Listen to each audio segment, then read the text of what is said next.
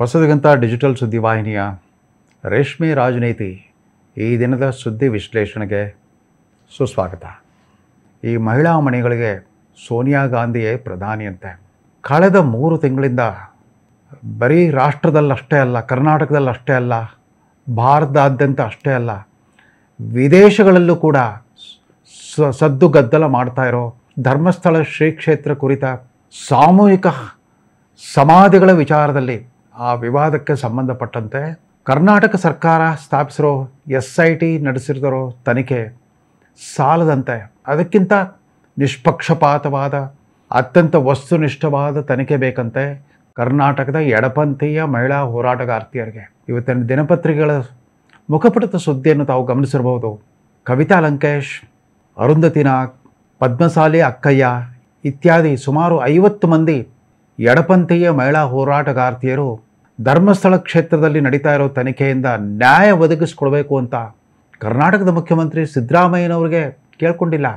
ಅವರೆಲ್ಲ ನೇರವಾಗಿ ಅಖಿಲ ಭಾರತ ಕಾಂಗ್ರೆಸ್ಸಿನ ಸರ್ವೋಚ್ಚ ನಾಯಕಿ ರಾಜಮಾತೆ ಸೋನಿಯಾ ಗಾಂಧಿ ಅವರಿಗೆ ಮೊರೆ ಹೊಕ್ಕಿದ್ದಾರೆ. ಅವರೆಲ್ಲ ಒಂದು ಪತ್ರ ಬರೆದುಬಿಟ್ಟು ಸೋನಿಯಾಜಿಗೆ ಬೇಡ್ಕೊಂಡಿದ್ದಾರೆ, ನಮಗೆ ನ್ಯಾಯ ಕೊಡಿಸಿ ಅಂತ ಅಂದ್ಬಿಟ್ಟು.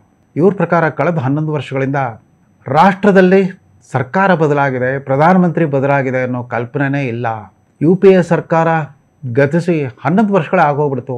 ಅದಾದ ನಂತರ NDA ಸರ್ಕಾರ ಮತ್ತು ಪ್ರಧಾನಮಂತ್ರಿ ಪದವಿಗೆ ನರೇಂದ್ರ ಮೋದಿ ಬಂದು 11 ವರ್ಷಗಳಾದರೂ ಕೂಡ ಅವರಿಗೆ ನ್ಯಾಯ ಬೇಕು ಅಂತಂದರೆ ಅವರು ಪತ್ರ ಬರೆಯೋದು ಸೋನಿಯಾ ಗಾಂಧಿಗೆ, ಅವರು ಮನವಿ ಸಲ್ಲಿಸೋದು ಏನೇ ಇದ್ದರೂ ಕೂಡ ಸೋನಿಯಾ ಗಾಂಧಿಗೆ. ಇವರ ದೃಷ್ಟಿಯಲ್ಲಿ ಭಾರತದ ಶಾಶ್ವತ ಚಕ್ರವರ್ತಿನಿ ಅಂತಂದರೆ ಶ್ರೀಮತಿ ಸೋನಿಯಾ ಗಾಂಧಿ ಅವರೇ ಅಂತ ಕಾಣುತ್ತೆ. ಯಾವ ರೀತಿಯ ಭ್ರಮಾಲೋಕ ಈ ಹೋರಾಟಗಾರ್ತಿಯರದು ನಮ್ಗೆ ಅರ್ಥವಾಗುತ್ತೆ ಅವ್ರ ಸಂಕಟ. ಹೌದು, ಇದುವರೆಗೂ ನಡೆದಿರೋ SIT ತನಿಖೆ ಅದು ಶುರುವಾಗಿದ್ದ ಅದಕ್ಕೆ ತತ್ಕ್ಷಣದ ಪ್ರಚೋದನೆಯೇ ಆ ಮುಸುಕುದಾರಿ ಅನಾಮಿಕ ದೂರುದಾರ ಬಂದಾಗಲಿಂದ ಆತ ಯಾವುದೋ ದೇವಲೋಕದಿಂದ ಪ್ರತ್ಯಕ್ಷನಾದವನಂತೆ ಇಡೀ ರಾಷ್ಟ್ರಾದ್ಯಂತ ಕೋಲಾಹಲವನ್ನು ಸೃಷ್ಟಿ ಮಾಡಿಬಿಟ್ಟ. ಹೌದು, ನಾನಲ್ಲಿ ಸುಮಾರು 18 ವರ್ಷ ಅಲ್ಲಿ ಕೆಲಸ ಮಾಡಿದ್ದೆ. ಧರ್ಮಸ್ಥಳ ಶ್ರೀ ಕ್ಷೇತ್ರದಲ್ಲಿ ಒಬ್ಬ ಸ್ವಚ್ಛತಾ ಕಾರ್ಯಕರ್ತನಾಗಿ ನಾನು ಕೆಲಸ ಮಾಡಿದ್ದೆ, ಸ್ವಚ್ಛತಾ ಕಾರ್ಮಿಕನಾಗಿ ಕೆಲಸ ಮಾಡಿದ್ದೆ. ಆ ಅವಧಿಯಲ್ಲಿ ನನ್ನ ಕೈಯಲ್ಲೇ ಬಲಾತ್ಕಾರವಾಗಿ ಸುಮಾರು 100 ಮಂದಿ ಅತ್ಯಾಚಾರಕ್ಕೊಳಗಾದ ಮಹಿಳೆಯರ ದೇಹಗಳನ್ನು ನನ್ನ ಕೈಯಿಂದಲೇ ಸಮಾಧಿ ಮಾಡಿಸಿದ್ರು. ಬೇಕಿದ್ದರೆ ನಾನು ಒಂದಿಷ್ಟು ಸ್ಥಳಗಳನ್ನ ತೋರಿಸಬಲ್ಲೆ. ಅಲ್ಲಿ ಇವತ್ತಿಗೂ ಕೂಡ ತಮಗೆ ಆ ಮಹಿಳೆಯರ, ಆ ನತದೃಷ್ಟ ಮಹಿಳೆಯರ ಅಸ್ಥಿಪಂಜರಗಳು ಸಿಗಬಹುದು ಅಂತ ಆತ ದೂರು ಕೊಟ್ಟ ಕ್ಷಣವೇ ಇಡೀ ಪೊಲೀಸ್ ಇಲಾಖೆ ಬೆಚ್ಚಿ ಬಿದ್ದಿತ್ತು. ಸುಪ್ರೀಂ ಕೋರ್ಟ್ನಲ್ಲಿ ವಾದ ಮಾಡುವ ನ್ಯಾಯವಾದಿಗಳು ಕೂಡ ಒಂಥರ ಅಚ್ಚರಿಗೊಂಡಿದ್ರು. ದೇಶದ ಚರಿತ್ರೆಯಲ್ಲಿನ ಬಹುಶಃ ಜಗತ್ತಿನ ಯಾವುದೇ ದೇಶದಲ್ಲೂ ಕೂಡ ಈ ರೀತಿ ನೇರವಾಗಿ ಒಬ್ಬ ವ್ಯಕ್ತಿ ಬಂದುಬಿಟ್ಟು ನನ್ನ ಕೈಯಿಂದಲೇ ನಾನು 100 ಮಂದಿ ಅತ್ಯಾಚಾರ ಮತ್ತು ಕೊಲೆಗೊಳಗಾದ ಹೆಣ್ಣು ಮಕ್ಕಳ ದೇಹಗಳನ್ನು ನಾನೇ ಸಮಾಧಿ ಮಾಡಿದ್ದೇನೆ ಅಂತ ತಪ್ಪೊಪ್ಪಿಗೆ ಮಾಡಿಕೊಡ್ತಿರೋ ಪ್ರಸಂಗ ಇದೇ ಇರ್ಬೋದು. ಅಪರೂಪದ ಪ್ರಸಂಗ. ಬಹುಶಃ ಎಲ್ಲೂ ಪ್ರಪಂಚದಲ್ಲಿ ಎಲ್ಲೂ ನಡೆದಿರಲಾರದು ಅನ್ನೋಷ್ಟರ ಮಟ್ಟಿಗೆ ಕೆಲವು ಖ್ಯಾತಿವಂತ ನ್ಯಾಯವಾದಿಗಳು ಸುದ್ದಿ ಮಾಧ್ಯಮಗಳೆದುರು ಅಭಿಪ್ರಾಯವನ್ನು ಪಟ್ಟಿದ್ರು. ಸಹಜವಾಗಿ ಕರ್ನಾಟಕ ಸರ್ಕಾರ ಕೂಡ ತಕ್ಷಣವೇ ಎಚ್ಚೆತ್ಕೊಂಡ್ಬಿಟ್ಟು ಈ ವ್ಯಕ್ತಿ, ಈ ಅನಾಮಿಕನ ದೂರನ್ನೇ ಗಂಭೀರವಾಗಿ ಪರಿಗಣಿಸ್ಬಿಟ್ಟು ಒಂದು ವಿಶೇಷ ತನಿಖಾ ದಳವನ್ನು ರಚಿಸಿತು. ಸ್ಪೆಷಲ್ ಇನ್ವೆಸ್ಟಿಗೇಟಿವ್ ಟೀಮ್ SITಯನ್ನು ರಚಿಸಿತು. ಈ SIT ರಚನೆಗೆ ಇದುವರೆಗೂ ಕೂಡ ಕಳೆದ 11 ವರ್ಷಗಳಿಂದ ಸೌಜನ್ಯ ಅನ್ನೋ ಒಬ್ಬ ನತದೃಷ್ಟ ವಿದ್ಯಾರ್ಥಿನಿಯ ಅತ್ಯಾಚಾರ ಮತ್ತು ಕೊಲೆ ಪ್ರಕರಣಕ್ಕೆ ಸಂಬಂಧಪಟ್ಟಂತೆ ಹೋರಾಟ ಮಾಡ್ತಾ ಬಂದಿದ್ದಾರಲ್ಲ, ಆ ಹೋರಾಟಗಾರರ ಬೇಡಿಕೆ ಕೂಡ ಅದೇ ಆಗಿತ್ತು. ಸರ್ಕಾರ ಇದೊಂದು ಸುವರ್ಣ ಅವಕಾಶ ಒದಗಿ ಬಂದಿದೆ, ನಮ್ಮ ಹೋರಾಟಕ್ಕೆ ಜಯ ಸಿಗೋ ಗಳಿಗೆ ಹತ್ತಿರವಾಗಿದೆ, ದಯಮಾಡಿ ತಾವು ವಿಶೇಷ ತನಿಖಾ ದಳ ರಚಿಸಿಬಿಟ್ಟು ಈ ದೂರುದಾರನ ಮಾರ್ಗದರ್ಶನದಲ್ಲೇ ತನಿಖೆ ಮಾಡಿ ಅಂತ ಅವರೆಲ್ಲ ಒತ್ತಾಯಿಸಿದ್ರು. ಸರ್ಕಾರ ತಕ್ಷಣ ಕಾರ್ಯೋನ್ಮುಖವಾಗಿಬಿಟ್ಟು ಆ SITಯನ್ನು ರಚನೆ ಮಾಡಿದರು. ಪ್ರಣಬ್ ಮೊಹಾಂತಿ ಅನ್ನೋ ADGP ದರ್ಜೆ ಅಧಿಕಾರಿಯವ್ರನ್ನ ಮುಖ್ಯಸ್ಥರನ್ನಾಗಿ ನೇಮಿಸಿಬಿಟ್ರು.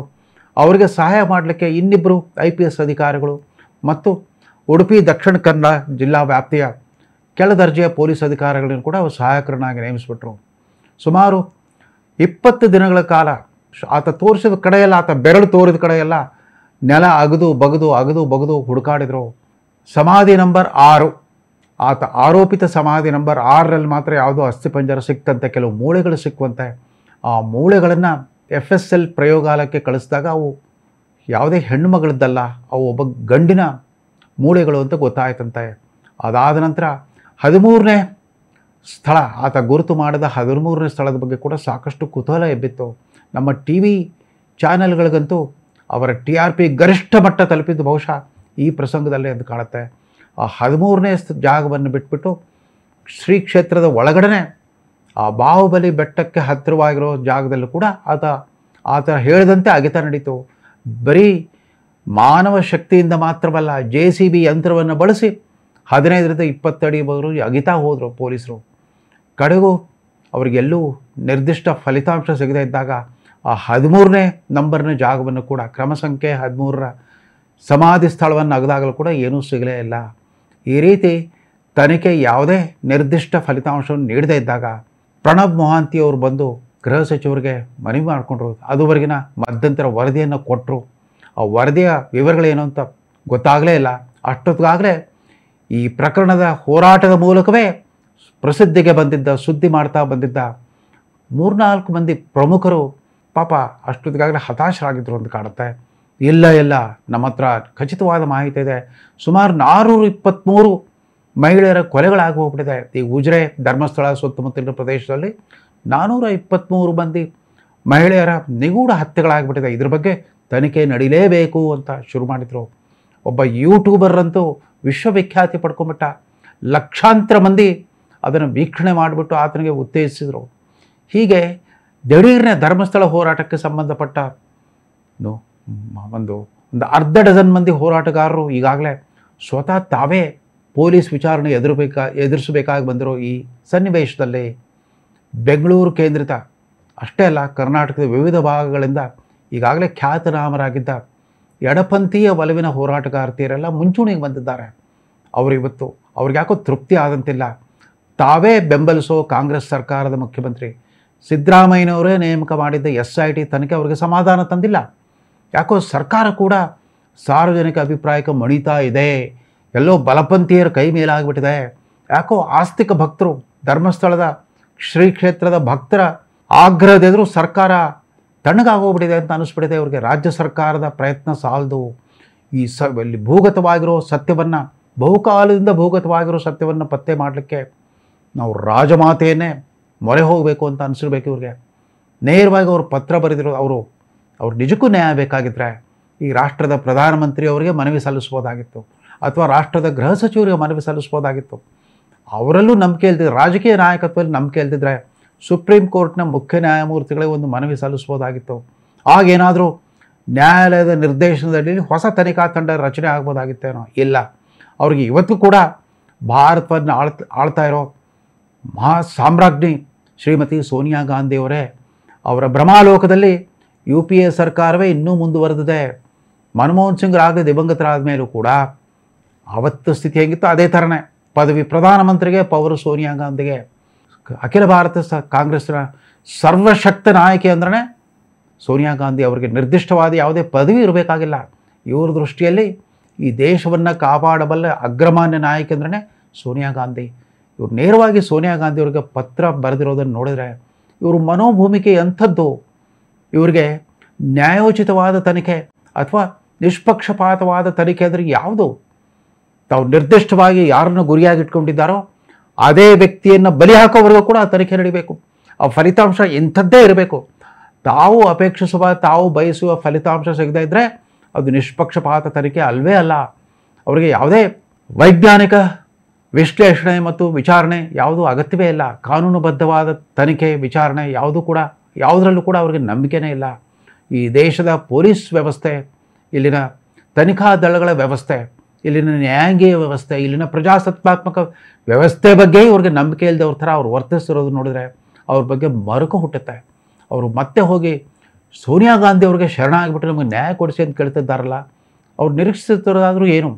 ಸೋನಿಯಾ ಗಾಂಧಿಯವರು ತಮ್ಮದೇ ಪಕ್ಷದ ಮುಖ್ಯಮಂತ್ರಿ, ತಮ್ಮದೇ ಪಕ್ಷದ ಸರ್ಕಾರದ ಮುಖ್ಯಮಂತ್ರಿ ಸಿದ್ದರಾಮಯ್ಯ ಮತ್ತು ಉಪಮುಖ್ಯಮಂತ್ರಿ DK ಶಿವಕುಮಾರ್ ಅವರಿಗೆ ಒಂದು ವಿಶೇಷ ಸುಗ್ರೀವಾಜ್ಞೆ ಹೊರಡಿಸ್ಬೇಕು ಅಂತ ಕಾಣುತ್ತೆ, ಒಂದು ಫತ್ವಾ ಹೊರಡಿಸ್ಬೇಕು ಅಂತ ಕಾಣುತ್ತೆ.